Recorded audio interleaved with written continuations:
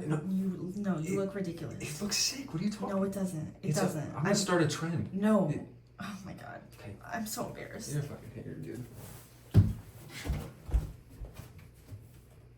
Welcome back to 12-Pack Showdown. Tonight we are sipping on Lone River Ranch Water Hard Seltzer.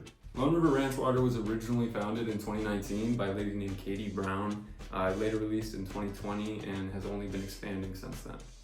Now, ranch water itself is a Texan cocktail. It originated in Texas.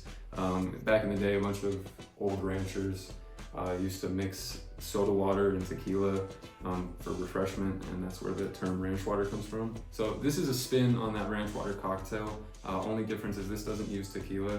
It's marked all over the bottles in the box that it does not contain tequila, so it'll be interesting to see how it tastes. Each pack of Lone River Ranch Water comes with 4 different flavors, 12 cans, 12 fluid ounces each. This week we have a 4% alcohol volume, and a nice surprise, it's only 80 calories per can, so that's nice for health conscious people. Each pack comes with 3 original, 3 spicy, 3 blackberry, and 3 prickly pear. First impressions, I think the packaging on this is really cool, which doesn't affect it positively or negatively. I think the cans have a cool design, and the flavors do sound pretty good. I'm a little nervous about the spicy one, but we're gonna jump into original first and see how that tastes.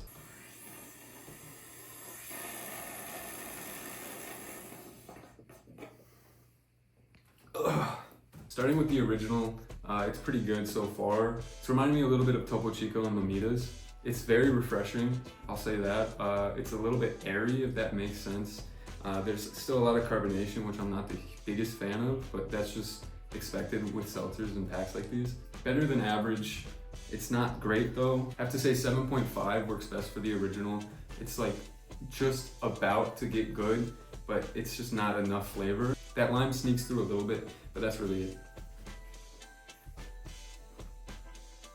The blackberry is a lot heavier than the original. Obviously, it still has that kind of lime taste to it, and I guess the agave. I definitely get the notes of berry, and usually I like blackberry or in general berry infused drinks. This one's really not doing it for me. It's a little bit too strong, not alcohol-wise, but flavor-wise. I'm just not meshing well with that blackberry taste. It's okay, it's fine. I'm gonna have to give it about a 5.2. I would definitely go for the original over this one. God damn it! This might be the weirdest, most different flavor I've ever had in a seltzer. With the spicy, I'm still getting that hint of agave and lime, whatever.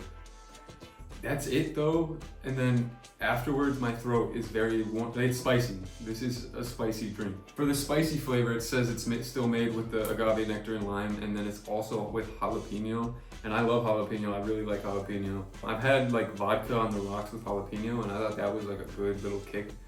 This is so weird, dude. Tastes like the original, and then that aftertaste, that spice. I'm even feeling it on my tongue right now.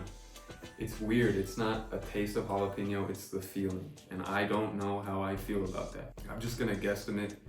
I'm gonna give this a 6 right now. It's good. It's like an interesting feeling. It's an interesting drink.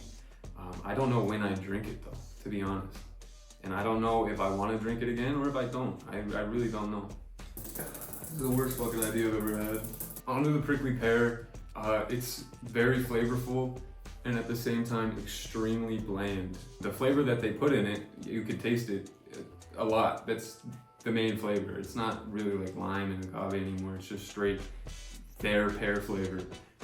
But it's bad. It's a bad flavor. It doesn't taste good. It tastes like drinking a straight lime. It tastes like I'm drinking the color beige right now. It's really not the best. It's really not very good. I'm gonna give this flavor a 2.0 out of 10. Just fucking drinking lemon. I don't like it. Get off me. Now on to the final ratings, starting with price. This pack is originally $22. I got it for around $19. I think this is a high quality pack. It's 80 calories per can, so that's a high selling point. I do think it could drop a few bucks, but I'm not mad that it's $22. I think it's pretty fair. I'm gonna give price 7.8. It's not poorly priced. I don't see it going up.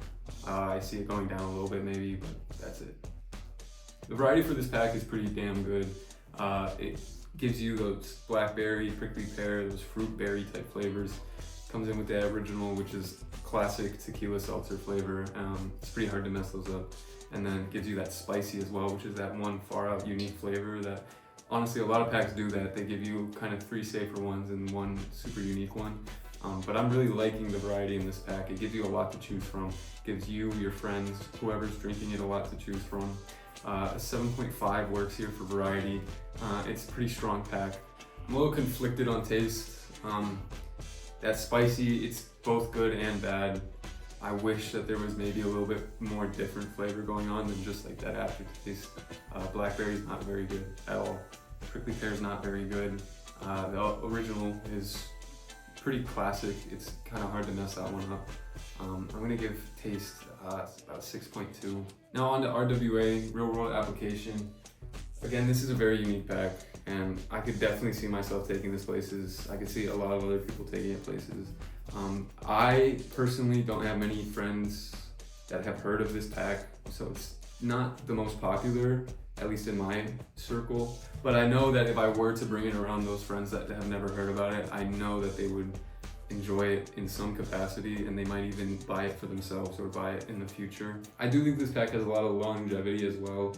Me personally, I would buy it over Mamitas and Topo Chico, which I feel like is their kind of main competitors, at least after tasting it. Taking this pack anywhere else, I feel like is gonna pretty much hit most of the time. Thinking about where I would take this pack if I were to buy it again, I don't see it missing in a lot of scenarios.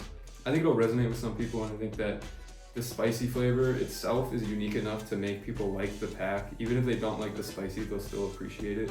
That's what I did. RWA is gonna get a 7.1. Again, I could see myself taking this places. It has a lot of longevity behind it, and I could see it taking off even more than it already has taken off. With all the math shit added up, the Lone River Ranch Water Hard Seltzer Pack comes out to around a 7.2 final score. Now for the ranking, I'm gonna go ahead and move Arizona down to 6, and I'm gonna put Ranch Water in at 5. I think there was a lot of cool stuff that it did. That pear really dropped it for me. That blackberry was not good at all either. I think it's a very unique pack again, but it's gonna have to stay at 5 for right now. We're gonna see how it stacks up next week.